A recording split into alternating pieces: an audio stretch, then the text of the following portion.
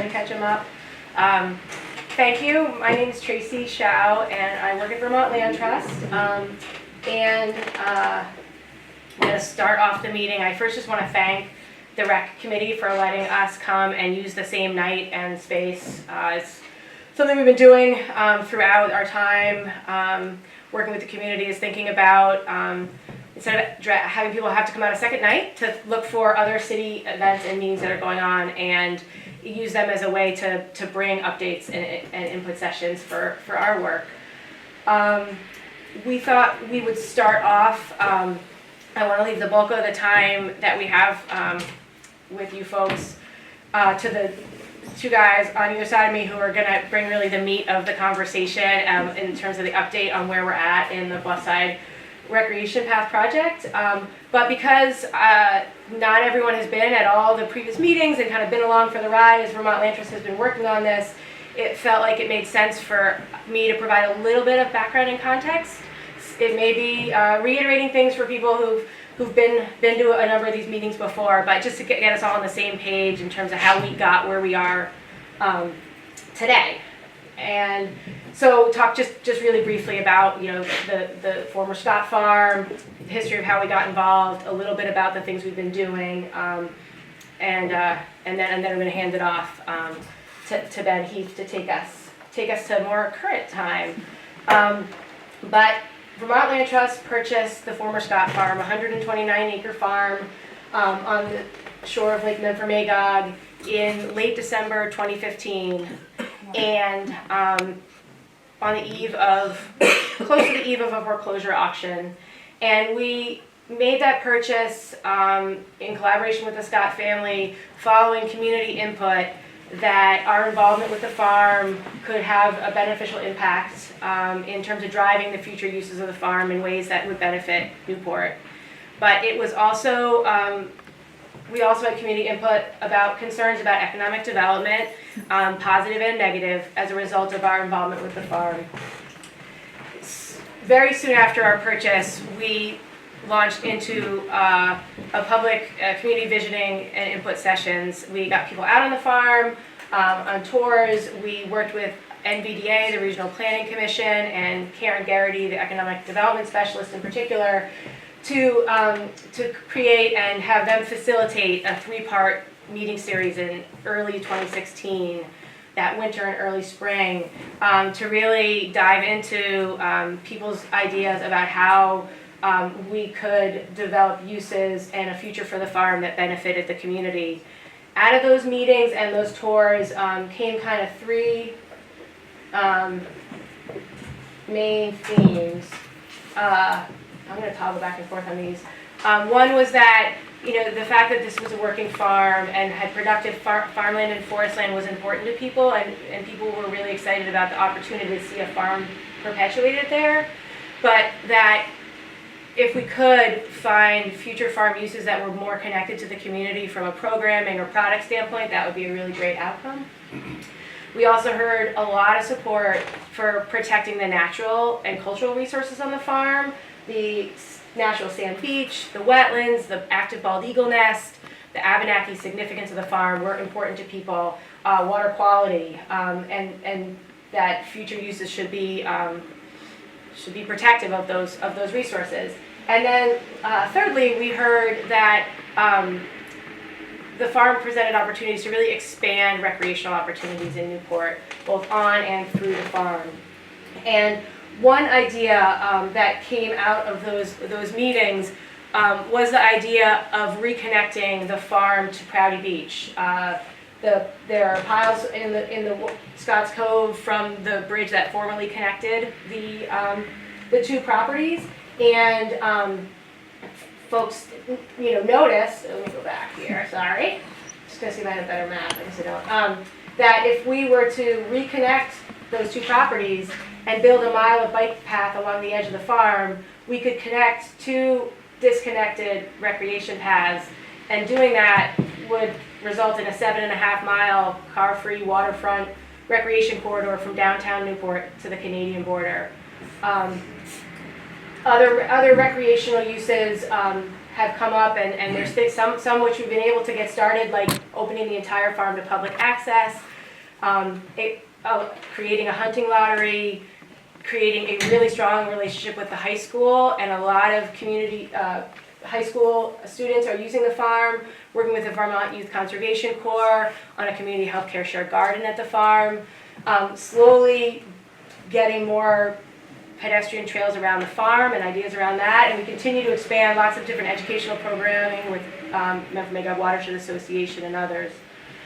But the idea of connecting Crowdy Beach to Bluffside across the cove was not a small idea, both from kind of like scope and cost, and so it's something that the Land Trust has really and community partners dug into to try to make happen, because we felt like during our ownership we could play a role in making that happen. And last year saw just an absolutely tremendous outpouring of support for the vision across federal funders, state funders, private foundations, private businesses, and private individuals. And we raised $1.2 million for this project. So that enabled us to really get started, because that took a year just to raise the money, but to get us really started on making it happen.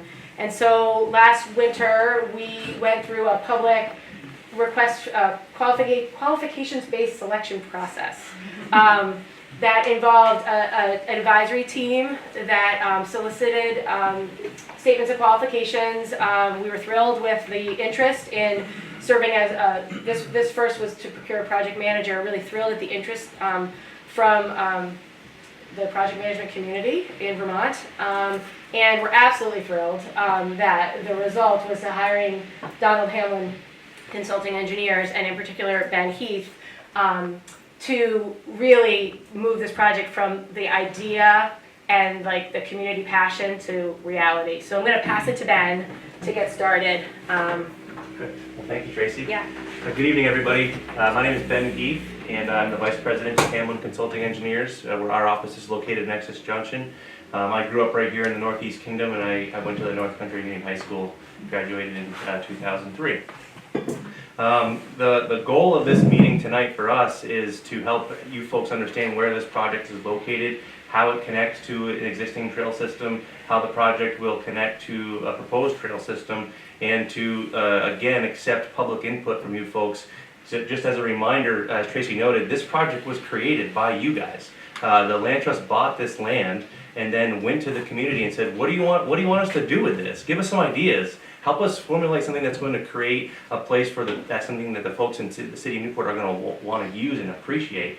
And so this is just another rung in the ladder for us to come back to you to say, okay, we're taking this vision that you created and we're executing it now. And so our goal here tonight is to show you what we've done since the last time we met with you folks, which was at the Gateway Center in late May, June of this year. At that time, our firm was hired to provide the project management services. It was our goal to try to figure out, okay, we have this vision, we know what the scope of the work is, how do we get from A to B, how do we get to construction, and how do we build this project? And so that's what our role has been to date, and since then, there's a lot that's happened. But what I want to do now is kind of help you folks understand where this project is located and what the big picture is. So we're sitting generally here tonight at the bottom of the screen, and as Tracy had mentioned, this is a piece of a trail network that we're trying to connect to two other trail networks. So we have the BB Spur rail trail system that is in this magenta color here that essentially traverses the eastern side of Lake Memphremagog here, and then terminates on Crowdy Drive at the corner of Crowdy Drive and Bluff Road. So there's also an existing recreational path which goes from the Gateway Center and goes generally to the North Country Union High School. So there's really no good connection point between these two systems other than just using the main roadway system. So you folks had envisioned this idea of creating a connection between those two projects. So the Bluffside farm is located in orange here, and the goal is to create a path network which essentially starts at the mouth of the cove, goes across Scotts Cove, and then traverses on the eastern side of the Bluffside farm and connects to Crowdy Drive. Now there's still a missing link in this network between the high school and Crowdy Beach, And the city of Newport is currently working on the development of a trail system which makes the connection between those two systems there. So by the time their project is complete and our project is complete, we'll have a complete network from the Gateway Center all the way to the Canadian border. So fortunately for this process, the Land Trust was very diligent about doing some original feasibility analysis to decide, okay, we want to create a trail network, we want to have a structure across Scotts Cove. Is it even possible to do that? Can we do that on this farm? And so fortunately for this project and the schedule of this project, they went through a pretty rigorous review criterion. They looked at wetland delineations, they looked at other natural resource concerns and natural community sensitivities. They looked at issues with the lakeshore and with Scotts Cove. They did a review, some archaeological reviews and things of that nature. And they hired a firm to prepare basically a concept or a hand wave set of plans that says, here's what we could do, here are some alternatives, and it is possible to create a structure across Scotts Cove, and here's some ideas of what the cost might be. And that's how the Land Trust was then able to generate a budget for this project so that they could start seeking fundraising. This is just a quick image here that helps you see a zoomed in version of how this project connects to this city project that's going on right now. Basically, this is the Newport, the North Country Union High School. This is Cardi Beach here. This is Scotts Cove, Lake Memphis-Magog. And this blue here is the existing bike path. The yellow line work is generally the location of the connector trail that the city is in the process of developing. And then this orange is the beginning of our new project, the Bluffside Trail project. So there's been a significant amount of coordination and communication between our project team and the city of Newport. The city manager and the recreational department have been working with us diligently. We've been working together to make sure that these two projects are seamless and are designed and built and constructed tangentially. What we don't want is for there to be an obvious breakpoint between these projects. We want it to be seamless, and we want the projects to connect really well together. And we've been working very well with the city, and we're going to continue to do so. So, as part of this process, as the project managers, we knew that there was a significant amount of engineering work that had to be produced and permitting work that had to be developed as part of this process. So we put out a public advertisement to procure an engineering team to provide these services for the project. We received some great responses, and based on qualifications, we selected DeWolf Engineering Associates. We worked through a fee and budget system with them, and we've signed a contract with those folks, and they have to date prepared a set of concept plans based on the concept plan that was developed through the envisioning sessions, but also from the feedback that we received at the Gateway Center during the last public interest meeting.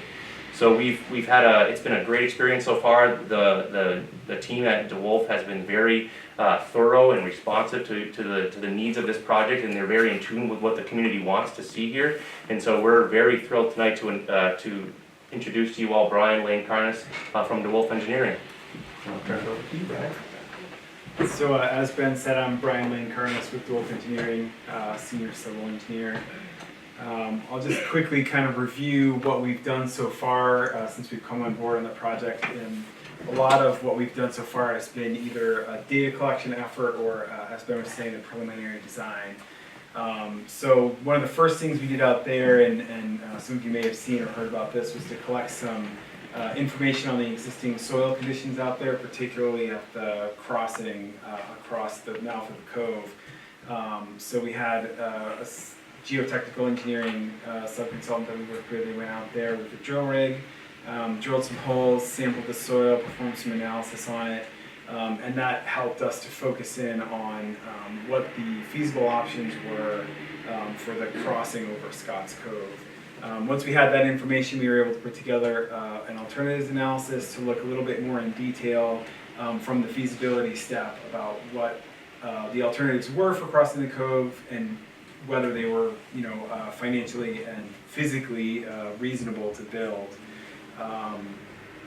And I'll talk about the alternative that we're recommending in the conceptual plans in just a minute. We've been again through the environmental permitting review of all the environmental permitting requirements as well as the city land use permitting requirements, and right now we're in the process of setting up some meetings with those folks to just present them with the conceptual plans and get their feedback as well as we move forward in the design process. And then we've prepared a set of conceptual plans, which we'll show you tonight, and just another level of cost analysis based on the plan set that we've developed. So I'm just going to pop out of this presentation to our plan set. So this is an overall view of what we've developed so far. So it's a little bit turned from some of the other things that we've been looking at, but Lake Memphremagog is over here, Prouty Beach is down in this corner. This is Scotts Cove, and then Bluff Road, and then Prouty Drive down in this corner here. Generally on the plans here, so there's kind of two typical parts of the trail. One is a 10-foot wide gravel multi-use path, which is represented in all these plans in this blue. So this is the path that the gravel path will take across there, and then represented in the orange is the crossing structure. So the crossing structure that we've come up with based on the alternatives analysis is a boardwalk supported on a work called helical piles. So we've done this structure on a number of trail projects that we've worked on. It's really great for places where you have wet soils or you have sensitive environmental impacts. The way this is constructed is these structures down here at the bottom are the piles. You can think of it as essentially like a big screw that goes in the ground. So there's what they call flights on the bottom of it, which is like a spiral part, and then there's the shaft. So you basically put it on the ground and start spinning it, and it pulls itself into the ground like a screw. And then the only ground disturbance you have is the, this wide of area where the actual flights have gone into the ground, and then whatever machinery you need to install them. And the machinery that you do need is a lot lighter of equipment than you would typically use if you were going to do something like a timber pile or a steel H pile or concrete footings or things like that. So we've had a lot of success installing these things on educational boardwalks and wetlands and places like that. We find that they're very appropriate, and the environmental folks at a couple of different states we've worked in are generally very positive about this construction and installation technique. So along the crossing, as you're accessing it, essentially, there'll be a wooden boardwalk and then some wooden railings as well going up there.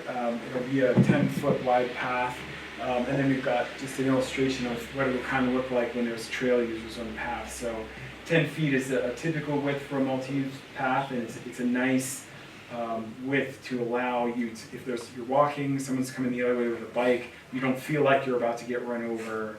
There's enough space for someone to pass if you come up behind someone slow. And that width is based on the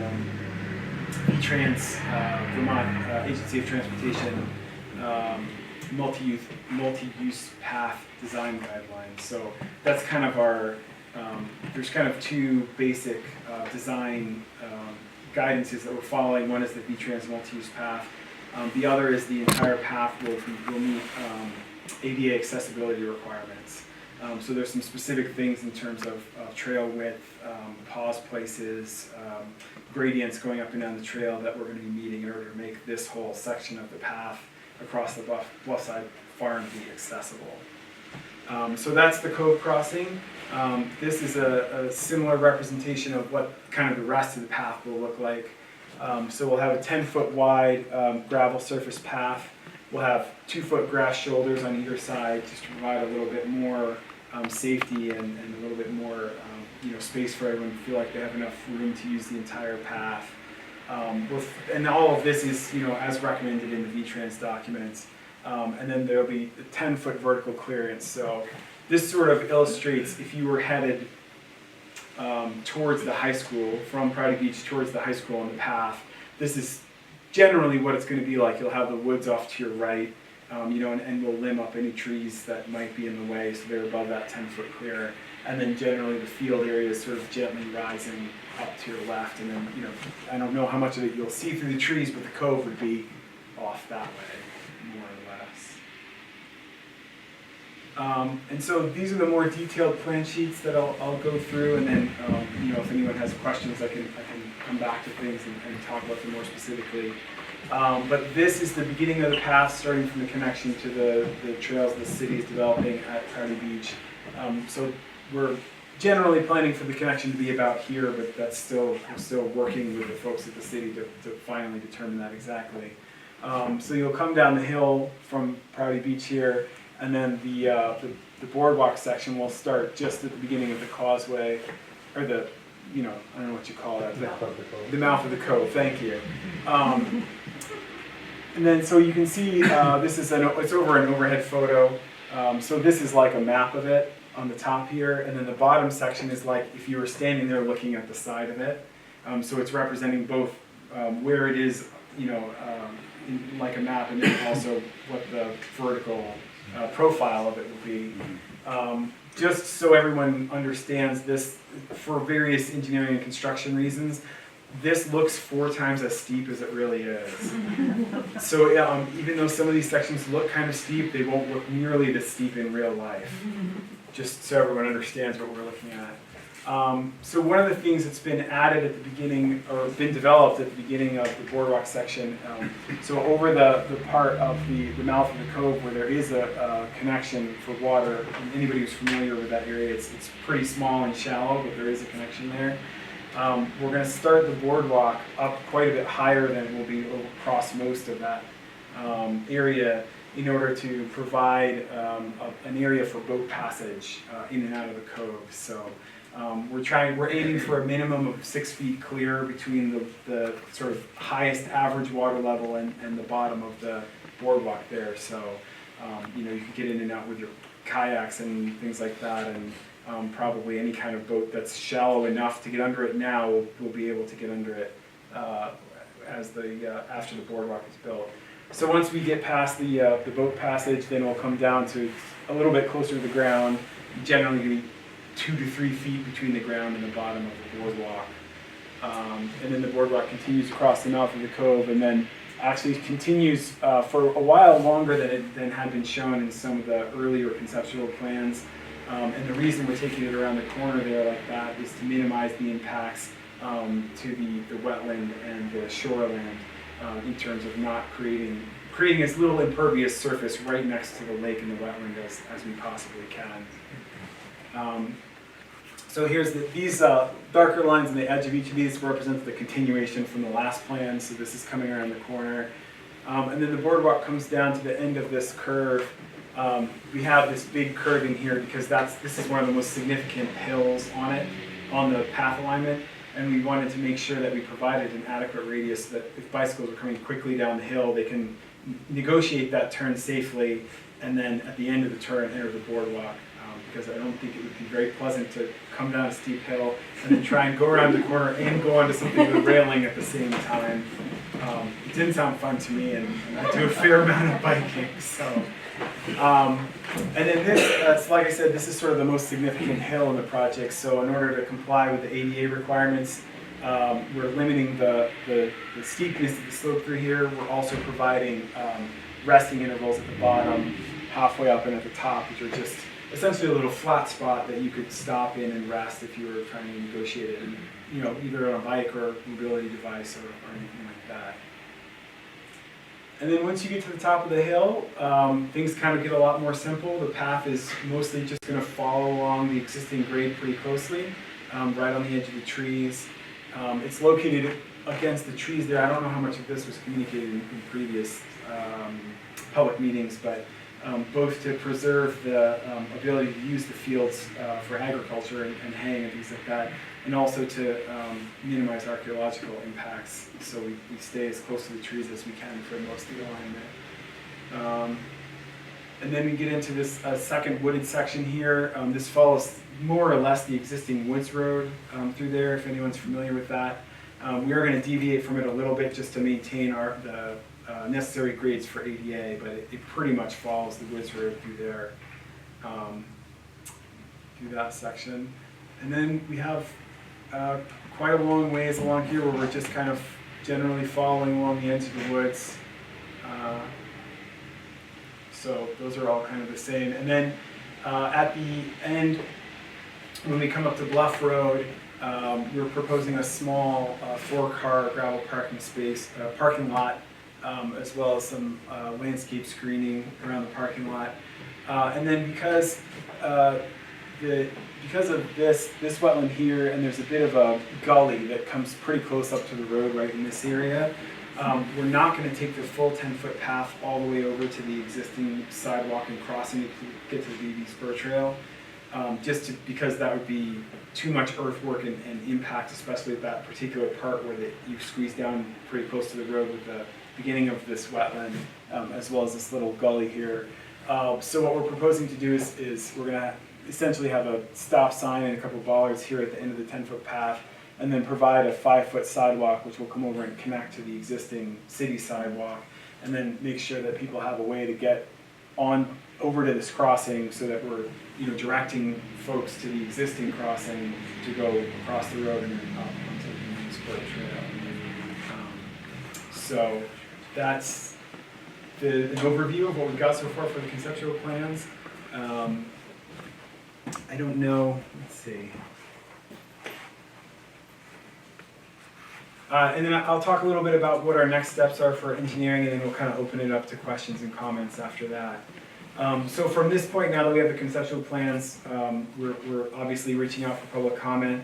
We're, as I said, also reaching out to the permitting and environmental agencies at the state, as well as the land use folks at the town, to get their input.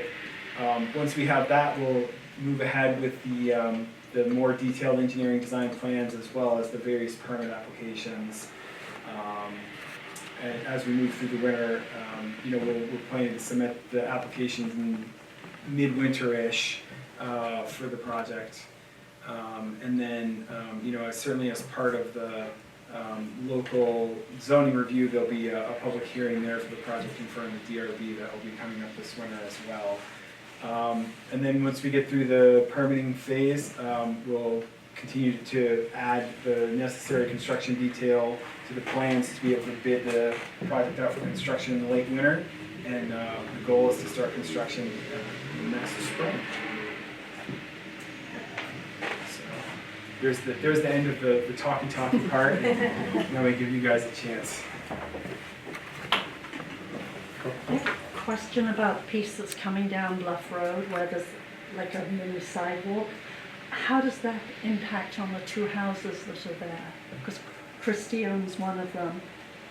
That's not near the houses. It's That's not at the far how end far of the away property. from that? So You this have is- that part there.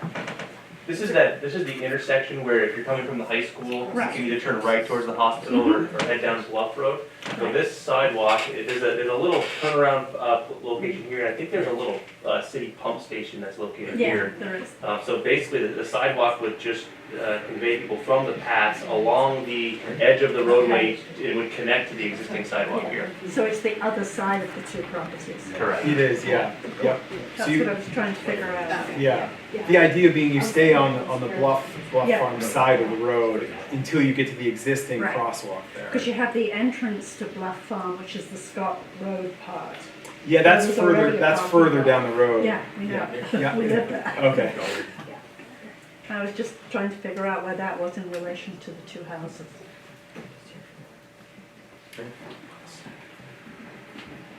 What does the surface of that structure look like? Is that just, I don't know, pressure treated wood or what's The boardwalk? Yeah. Yeah, so it'll be wood decking. So just wood planks all set next to each other. So we're still considering either pressure treated wood or black locust, which are both materials that we've used in these contexts before and have like long design life and low maintenance, although there's a cost differential between the two. So we're still working through finally which one, but it's likely to be one of those two. Go ahead. Can you tell me where that parking lot is in relationship to Amy's house? Her house is on the other side of the road. Would you be able to point to us where Amy's house is? Yeah, it's the second one from the corner. So I think this is the driveway right here. That's, I'm thinking, Yeah. because that's the first house. Yeah. So if you see this little U right here, that's the existing little gravel turnaround there. Right. So the entrance to the driveway will essentially be, to the parking area will be essentially be where the end of that little gravel turnaround is. And her right house is now. where on the other side? I think this is the driveway. We might be able to see it better if I come back to this plan. So it's a little small, but here's the parking lot. Right, So I think the first house is there, and the Yeah, second second house house is is there. okay. Sir, you had a question or a comment? Yeah, are you gonna do anything to keep motor vehicles off of the boardwalk and bridge? Well, the access to the one side of the bridge is going to be controlled from the town path. We're certainly planning to put some bollards at the end near the parking lot by Bluff Road to keep vehicles off. But you know, other than that, it's signage and the fact that it's a small road and you know clearly not intended for vehicles. I shouldn't say road, I should say trail, because it's not a road. But inevitably, there may need to be some enforcement for that, it's part of the project. We're not anticipating it being a big issue. This isn't a place where I don't believe folks would really desire to go use their ATVs. There's other places that are more suited, but the goal here is to create a pedestrian pathway. It's not going to be accessible to motorized vehicles. I'm curious about the height. What about the high water? Is this designed for the high water mark?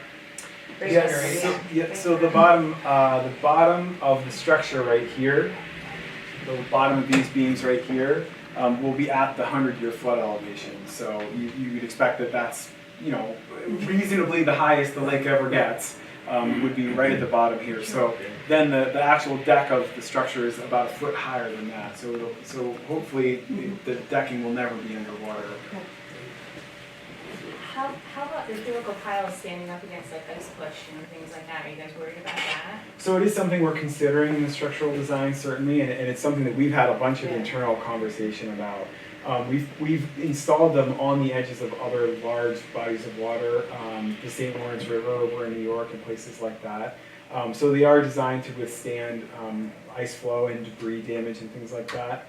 But again, because the existing mouth of the cove is above the normal water level of the lake, it'll be a rare event if the lake is at a very high level, and also at the same time when the ice is breaking up and getting pushed towards the bridge. But certainly it's something that we're considering in the design and we'll make sure it's adequately designed to withstand it.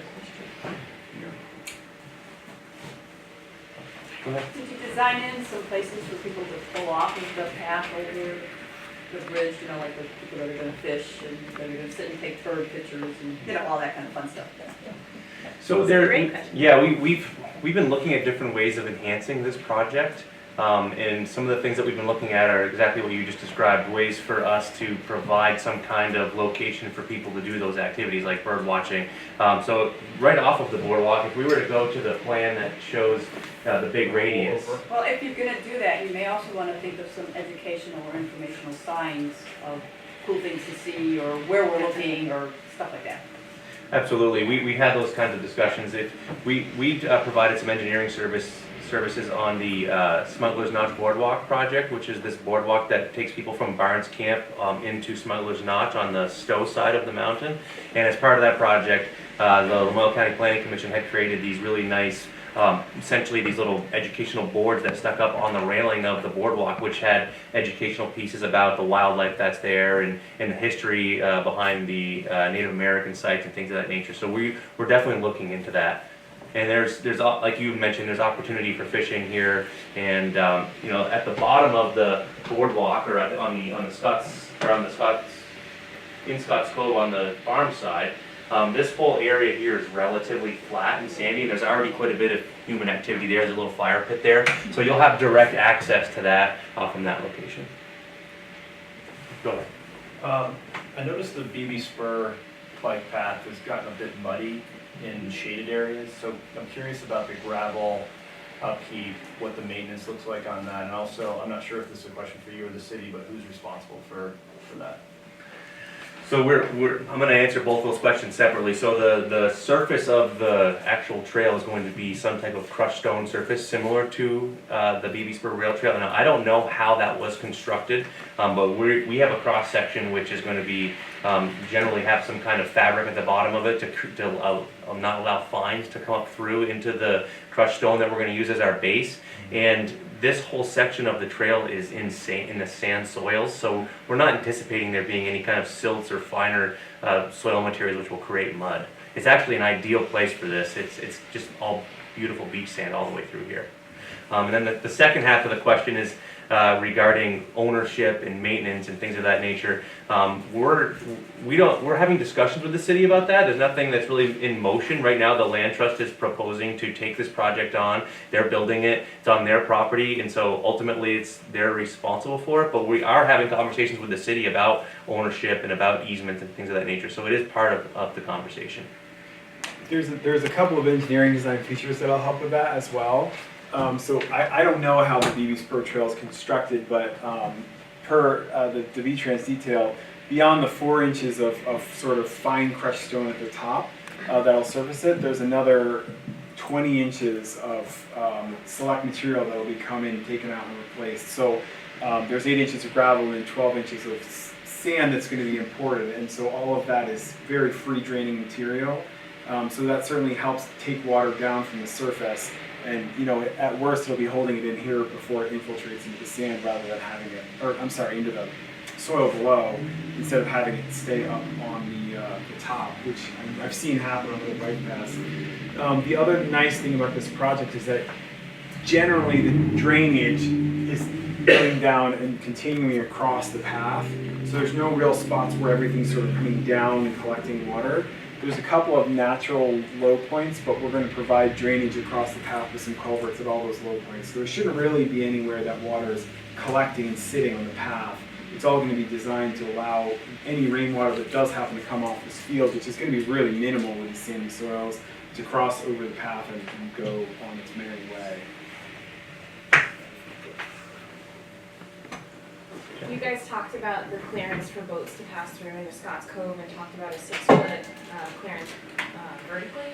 What about the width? What do you guys have for? It's a minimum of 18 feet wide Oh, okay. between the structure. Nice. Yeah. That's really great that you incorporated that feedback that came in early on. That's definitely some things that were.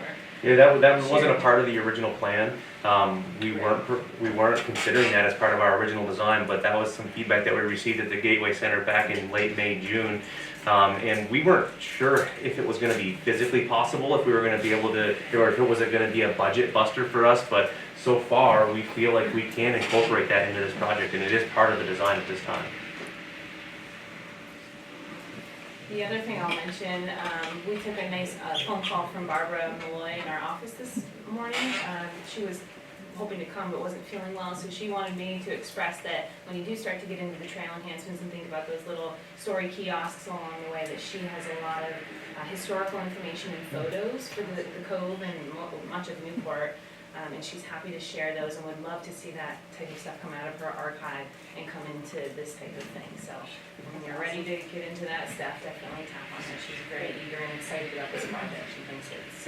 And we can contact her through you? Yes. Perfect. I assume you don't intend to maintain it in any special way in the winter. Well, I think the hope would be, and we've had early conversations, to work with Men for Magog Trails as they groom a trail on the farm now. I mean, when we started that trail, they started grooming that trail 2 winters ago, right? Look, this will be their 3rd winter. And the idea for them to do that really came out of this trail, knowing we wouldn't have this trail for a few years. They just wanted to get going. And they had a neighbor donate a groomer just for the use. They're so excited about the opportunity. So they didn't follow the exact alignment that we planned for the last couple of years, but the goal would be to align it there and potentially have other ski trails in the winter, but that would be the main trail. Okay, you will have other ski trails though. Yeah, we're not opposed to that. The one you have now is fabulous. Yeah, and I think they had fun designing the the location of it. Yeah. Just curious, how does hunting impact during bow and arrow season? I mean, just, because I know you opened it up to a lottery, and the deer love it down there. They're away from my house, but even down there, I like them down there. But is that gonna have any type of impact on this, or are you gonna have like signs up warning hunting during this time? Yeah, I was just thinking that, because we're getting into hunting season Right. now. Right. Yeah, I mean, we've been hosting that hunting lottery for the past 3 years while still keeping the property open to public access and just using signage and education to help people understand the different things that are happening and to be safe. And I think the trail will require some enhanced education and signage, but I think it's something we see as being able to be compatible. I think the last couple of years have shown that the property can handle it, which is great.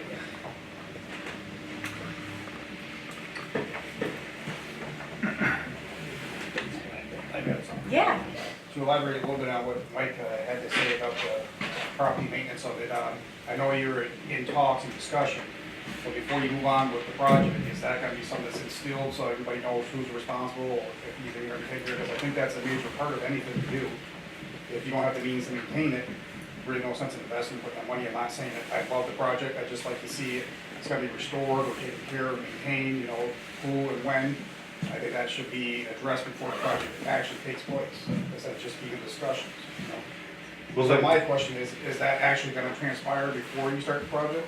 Well, the good news is that the land trust owns this parcel, and they own this project, and they've done all their own fundraising to create this project. And so ultimately, they understand and are preparing to be the ultimate caretakers of this network. But there's other ways of dealing with that, and we're exploring our options at this time. But absolutely, this project will be constructed with an operation and maintenance plan, which will be in perpetuity, as far as I know. Yeah, some of our grant funding requires a commitment to the long-term public accessibility of that trail, and the funding is tied to that, so that's something the land trust is committed to.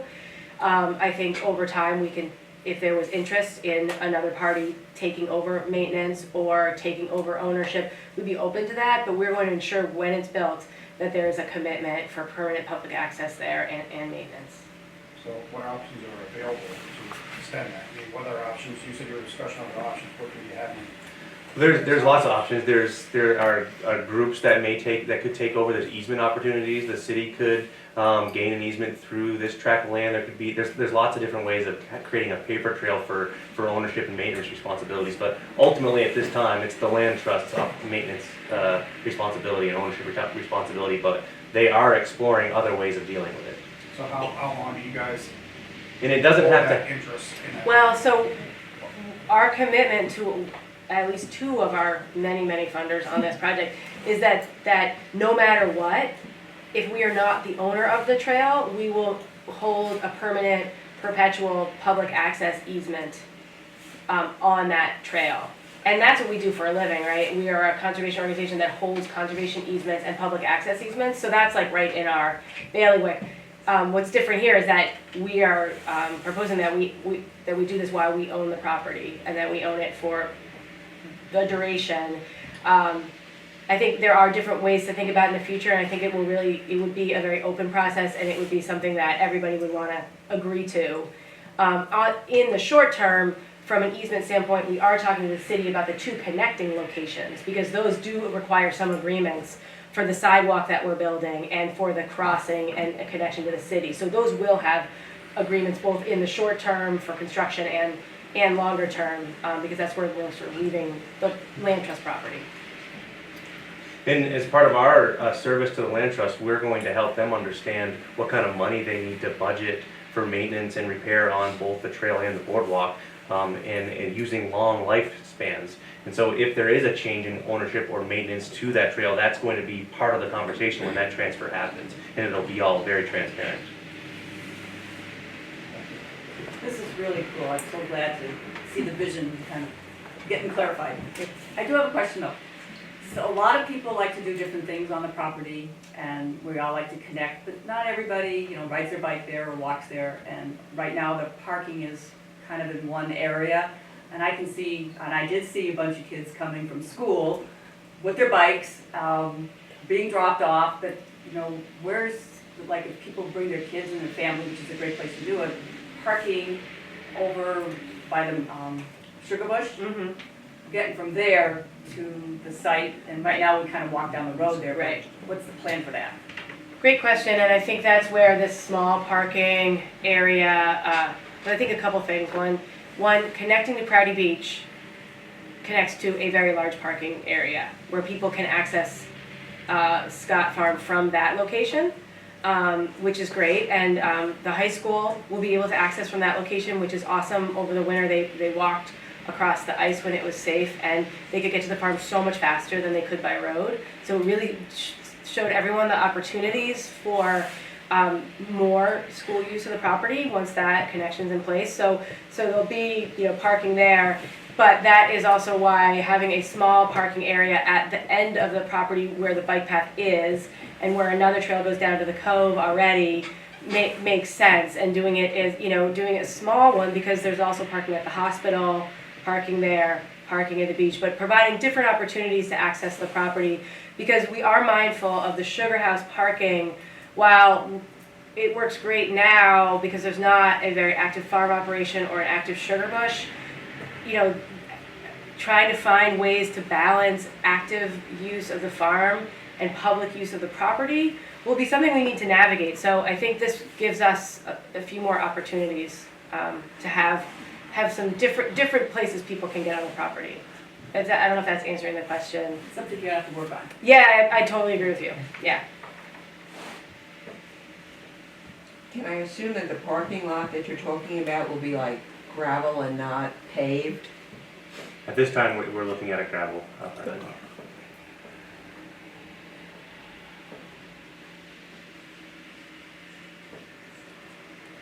Any more questions or comments? Well, thank you all for coming. We really appreciate it. We're looking forward to having another one of these sessions soon to help you folks understand how we've gone from where we are tonight to the next phase of the project. And we want to thank the city for allowing us to kind of tag along tonight and provide this information to you. So thank you. And if anyone wants to give me their email address for an email list that we maintain, we are trying to get out more frequent updates. We actually, this is just quick, we were awarded a AmeriCorps position by Northern Vermont University's AmeriCorps program, and we've been in the process of recruiting someone to be based at the farm.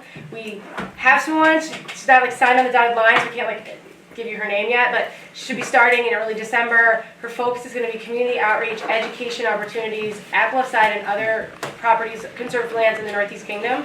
So we'll look for an opportunity to introduce her to the community, early this winter once she's on board, and hopefully it will be really welcoming because she's new to the community, but lots of really awesome education experience. So, yeah. Thank you. Yes, thank you so much.